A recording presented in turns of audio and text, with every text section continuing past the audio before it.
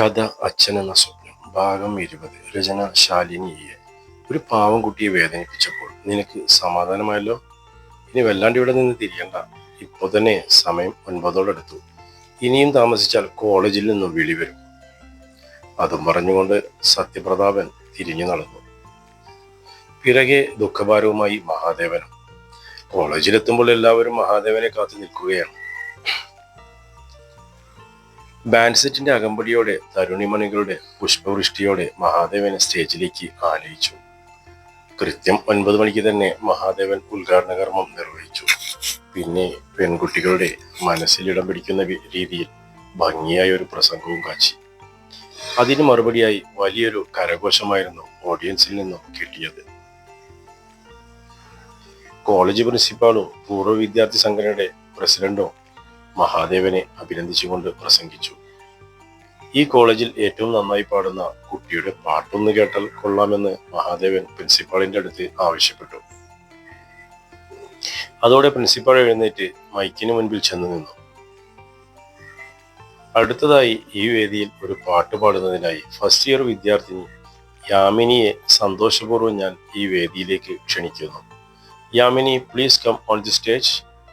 യാമിനി ഹോസ്റ്റലിൽ പോയി dress change ചെയ്തതിനു ശേഷം കോളേജിലേക്ക് ഓടി വരുമ്പോഴാണ് വേദിയിൽ നിന്നും ഈ അനൗൺസ്മെന്റ് കേൾക്കുന്നത്. പഴകിയതെങ്കിലും നിറമങ്ങാത്ത പഴയ മോഡൽ ആഫ്സാരിയായിരുന്നു അവളുടെ വേഷം.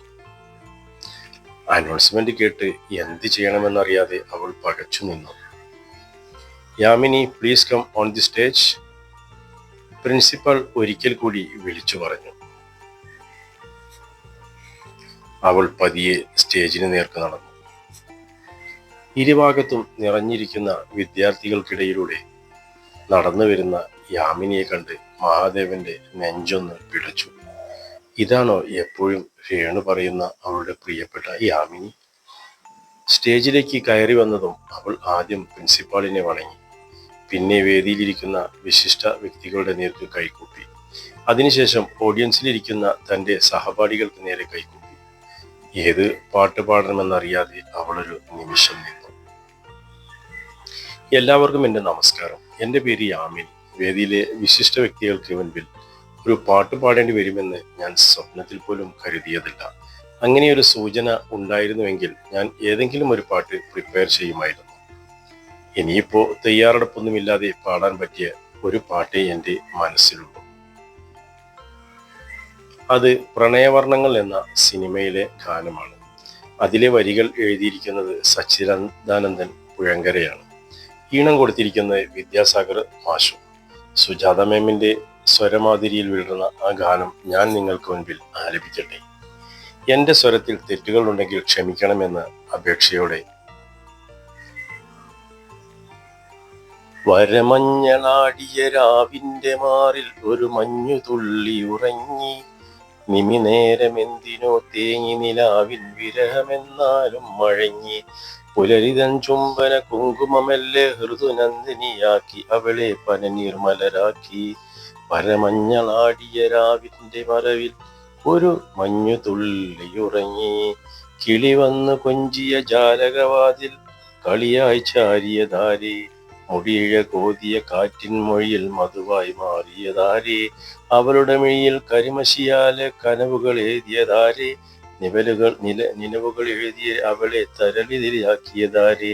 പരമഞ്ഞളാടിയ രാവിന്റെ മാറിൽ ഒരു മഞ്ഞു തുള്ളി ഉറങ്ങി, നിമിനേരമെന്തിനോ തേങ്ങി നിലാവിൽ വിരഹമെന്താലും മഴങ്ങി, മിഴിവെഴുതും തോർന്നൊരു സായാഹ്നത്തിൽ മഴയായി ചാറിയതാരേ, ദലധർമ്മരം നേർത്ത ചില്ലകൾക്കുള്ളിൽ കുയിലായി മാറിയതാരേ, അവളുടെ കവിളിൽ തൊടുവിരലാലെ കവിതകൾ എഴുതിയതാരേ, മുകളതേതാരേ, അവളെ പ്രണയിനിയാക്കിയതാരേ. പരമഞ്ഞളാടിയ രാവിന്റെ മാറിൽ ഒരു മഞ്ഞു തുള്ളി ഉറങ്ങി, നിമിനേരമെന്തിനോ തേങ്ങി നിലാവിൻ വിരഹമെന്നാലും മഴങ്ങി, പുലരിതൻ ചുംബന കുങ്കുമമെല്ലെ ഹൃദനന്ദിനിയാക്കി അവളെ പനിനീർ മലരാക്കി. ആ സ്വരമാതിരിയിൽ ലയിച്ചിരുന്നു പോയി മഹാദേവൻ മാത്രമല്ല, വേദിയിലിരിക്കുന്ന എല്ലാവരുടെയും അവസ്ഥ അത് തന്നെയായിരുന്നു. മഹാദേവൻ ഇരിപ്പിടത്തിൽ നിന്നും എഴുന്നേറ്റ് അവൾക്കരികിലേക്ക് ചെന്നു. വലത് കരമെടുത്ത് അവളുടെ നെറുകയിൽ വെച്ച് ഇടത് കൈകൊണ്ട് പുറത്തുനിന്ന് തട്ടിക്കൊടുത്തു. ഒരു ഭാഗത്ത് പോലും ശ്രുതി തെറ്റാതെ മനോഹരമായി പാടി. അഭിനന്ദിക്കാൻ എനിക്ക് വാക്കുകൾ വാക്കുകൾ കിട്ടുന്നില്ല.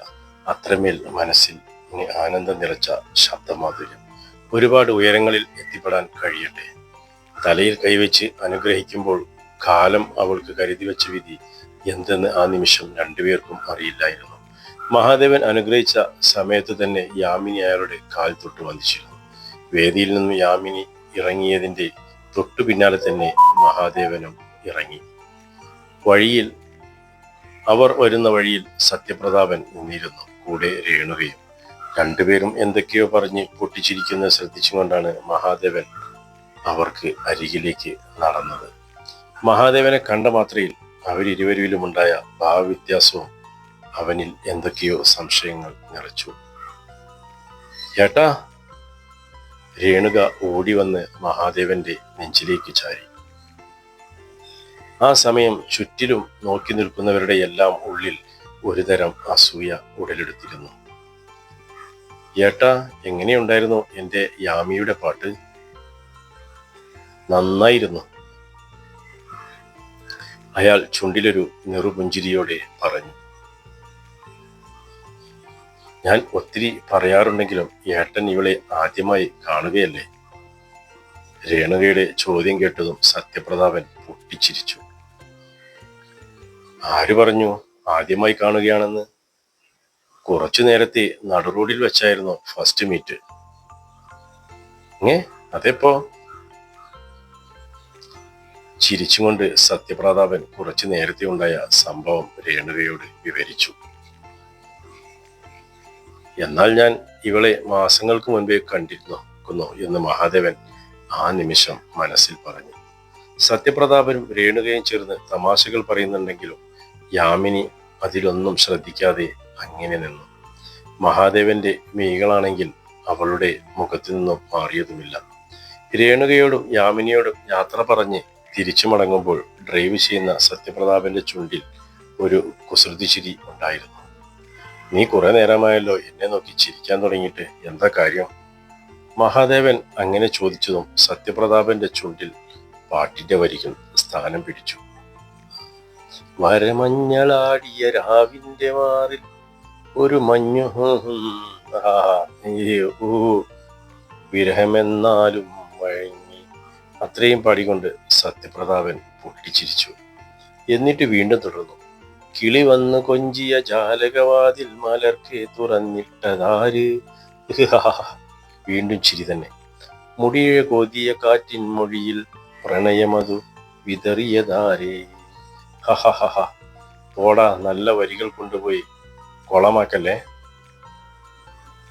ഞാൻ കുളമാക്കിയതാണോ? അല്ലേ? അല്ല, ഞാൻ നിന്റെ മനസ്സാണ് പറഞ്ഞത്. നിന്റെ കണ്ണുകളിൽ നിറഞ്ഞു നിൽക്കുന്ന ആ ഭാവമാണ് പറഞ്ഞത്.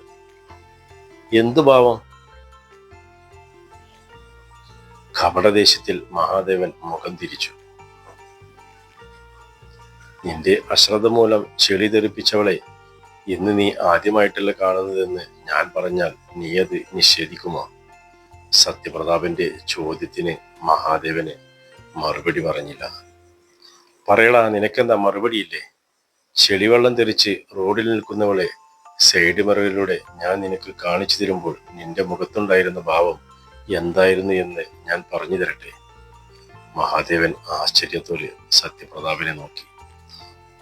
ഏറെ നാൾ കാണാൻ കൊതിച്ചവളെ പെട്ടെന്ന് മുന്നിൽ കണ്ട ഭാവമായിരുന്നു നിന്റെ മിഴികളിൽ ഞാൻ കണ്ടത്, ശരിയല്ലേ? മഹാദേവൻ മറുപടിയൊന്നും പറഞ്ഞില്ല. അപ്പോൾ എൻ്റെ ഊഹം ശരിയായിരുന്നു. വേദിയിൽ അവൾ പാടുമ്പോൾ ഞാൻ ശ്രദ്ധിച്ചത് മുഴുവൻ നിന്നെയായിരുന്നു. അപകടകാരിയായ വായി നോക്കി. സത്യപ്രതാപൻ അങ്ങനെ പറഞ്ഞതും കൺകോണുകൾ കൊണ്ട് കൂർത്തൊരു നോട്ടം നോക്കി മഹാദേവൻ. നീ എന്നാ യാമിനിയെ ആദ്യമായി കണ്ടത്? രേണുവിന് അഡ്മിഷൻ എടുക്കാൻ വന്നപ്പോൾ. ഇക്കാര്യം രേണുവിന് അറിയാമോ? ഇല്ല, എനിക്ക് അവളുടെ പേര് പോലും അറിയില്ലായിരുന്നു. ആദ്യമായി കണ്ടപ്പോൾ തന്നെ ആ മിഴികൾ എന്നിൽ കൊളുത്തി പിടിച്ചു. കൊളുത്ത് അഴിച്ചു മാറ്റാൻ നോക്കും തോറും അത് മുറുകി വന്നുകൊണ്ടിരുന്നു. രേണു എന്ന് വന്നാലും യാമിനിയെ കുറിച്ച് പറയും. അത് കേൾക്കുമ്പോഴൊന്നും തൻ്റെ നെഞ്ചിൽ കയറി പറ്റിയവളെ കുറിച്ചാണ് പറയുന്നതെന്ന് എനിക്കറിയില്ലായിരുന്നു. നീ പറഞ്ഞല്ലോ വല്ലാത്തൊരു ഭാവത്തോടെയാണ് ഞാൻ അവളെ നോക്കിയതെന്ന്. ആ ഭാവം പ്രണയമായിരുന്നില്ല പ്രതാപ്. അതൊരു തരം സിമ്പതിയായിരുന്നു. യാമിനി എന്ന പേരിൽ അവൾ സ്റ്റേജിലേക്ക് കയറി വന്നത് രേണുവിന്റെ വാക്കുകൾ ആയിരുന്നു എൻ്റെ മനസ്സിൽ മുഴുവൻ. പഠന ചെലവുകൾക്കും ഹോസ്റ്റൽ ഫീസിനു വേണ്ടി സ്വന്തമായി അധ്വാനിക്കുന്നവൾ. ആ ഓടി വരുന്ന വരവ് പോലും കാലത്തെ മ്യൂസിക് ക്ലാസ് കഴിഞ്ഞിട്ടായിരുന്നു. എല്ലാവരും പുതുപുത്തൻ ഡ്രസ്സുകൾ അണിഞ്ഞപ്പോൾ അവൾ അണിഞ്ഞു വന്നത് പഴയൊരു ചുരിദാറല്ലേ. ഉള്ളതിൽ വെച്ച് ഏറ്റവും നല്ലതായിരിക്കും അവൾക്ക് ആ ഡ്രസ്സ്. അതിലാണ് ഞാൻ ചെളിവെള്ളം തെറിപ്പിച്ച് നാശമാക്കിയത്. സ്റ്റേജിൽ കയറുമ്പോൾ അവൾ ഇട്ടുവന്ന ഡ്രസ്സ് നീ ശ്രദ്ധിച്ചോ? നിറം മങ്ങിയ പഴയ മോഡൽ ഒരു ഹാഫ് സാരി. എനിക്ക് വല്ലാത്തൊരു വേദന തോന്നി പ്രതാപ്. അവളെ എങ്ങനെയാണ് സഹായിക്കാൻ പറ്റുക എന്നതാണ് ഞാൻ ആ നിമിഷം ചിന്തിച്ചത്. ചിന്തിക്കാൻ എന്തിരിക്കുന്നു, നീ അവളെ സ്പോൺസർ ആവും. മഹാദേവൻ പറഞ്ഞതെല്ലാം കേട്ടുകൊണ്ടിരുന്ന സത്യപ്രതാപൻ ഒരു നിമിഷം പോലും ചിന്തിക്കാതെ മറുപടി പറഞ്ഞു. അവളെ നിരസിക്കും പ്രതാപ, അഭിമാനിയാണ് അവൾ. എങ്കിൽ പിന്നെ ഒരൊറ്റ വഴിയേ ഉള്ളൂ. അതെന്താ വഴി എന്ന അർത്ഥത്തിൽ മഹാദേവൻ സത്യപ്രതാപന്റെ നേർക്കു നോക്കി.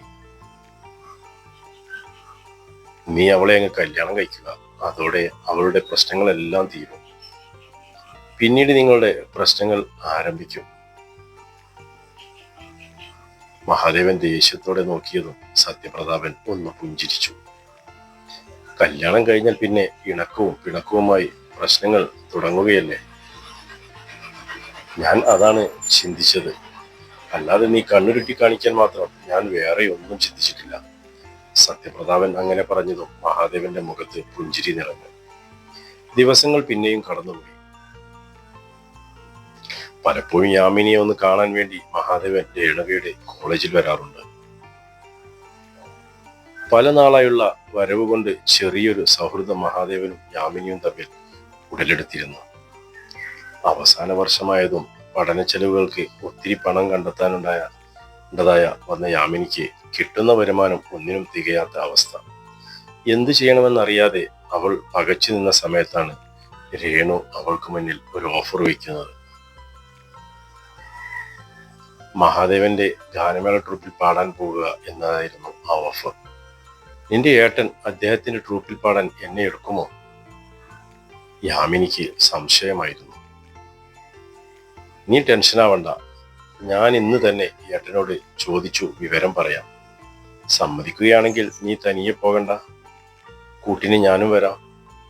ഏട്ടൻ എനിക്ക് പാടാൻ അവസരം തരുമോ എന്നൊന്നും അറിയില്ല, എന്നാൽ നിന്റെ കൂടെ വരാമല്ലോ. അന്നു മുതൽ മഹാദേവന്റെ മറുപടിയും കാത്തിരിക്കുകയായിരുന്നു യാമിനി. അധിക നാൾ കാത്തിരിക്കേണ്ടി വന്നില്ല. ഒരു ദിവസം യാമിനി ആഗ്രഹിച്ച മറുപടിയുമായി രേണുകയെത്തി. അടുത്ത മാസം 1ഉം 2ഉം ഏട്ടന് പ്രോഗ്രാമുണ്ട്. നമ്മളെ രണ്ടുപേരെയും ട്രൂപ്പിൽ ഉൾപ്പെടുത്താമെന്ന് ഏട്ടൻ സമ്മതിച്ചു. ഹോട്ടൽ വാർഡന്റെ അടുത്ത് ഏട്ടൻ സമ്മതിപ്പിച്ചോളാമെന്ന് വാക്ക് തന്നിട്ടുണ്ട്. രേണുകയുടെ വാക്കുകൾ യാമിനിക്ക് സ്വർഗം കിട്ടിയതുപോലെയായിരുന്നു. എന്നാൽ താൻ ഇറങ്ങിപ്പുറപ്പെടുന്നത് പുതിയൊരു വഴിത്തിരിവിലേക്കാണെന്ന് അന്നേരം യാമിനിക്ക് മനസ്സിലായില്ല. തുടരും കഥയുടെ അടുത്ത ഭാഗം നാളെ ഇതേ സമയം.